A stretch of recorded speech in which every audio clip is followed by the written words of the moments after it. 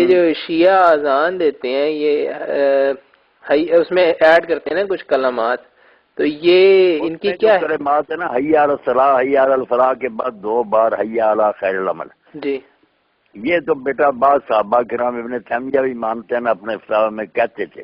اور یہ ابن حزم نے بھی لکھا کہ حضرت عبداللہ بن عمر سے یہ نا آسمان کے سورج کی طرح روشن سنت سے ثابت ہے.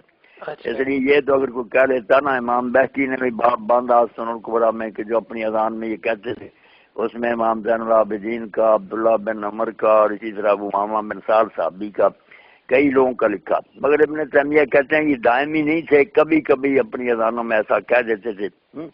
جو کلمے آگے ہیں وہ تو شیعہ خود مانتے کہ ہم نے آپ ہی بڑھایا اس کو، اور جو اس کو سمجھے کہ یہ اذان اور اقامت کا جز ہے، ہم اس کو کہتے ہیں کہ اس کی اذان اقامت باطل ہے، یہ کوئی دین اس کا حصہ نہیں.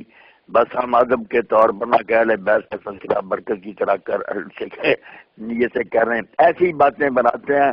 کہیں نہیں لکھا، بلکہ جب یہ شروع ہوئی ہے جو چوتھی کتاب ہے ان کی ملا یاد کی، اس میں شیخ نے صدوق نے لعنت بھیجی ہے کہ مفوضہ پر لعنت ہو جنہوں نے اذان میں اشہد ان علی ولی اللہ بڑھایا.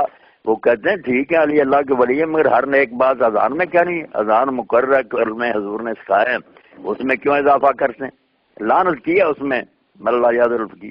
مگر جیسے ایک بات رائج ہو جاتی ہے ہمارے ہاں یہ عید میلاد اور باتیں، بس پھر لوگ چپ ہو جاتے ہیں.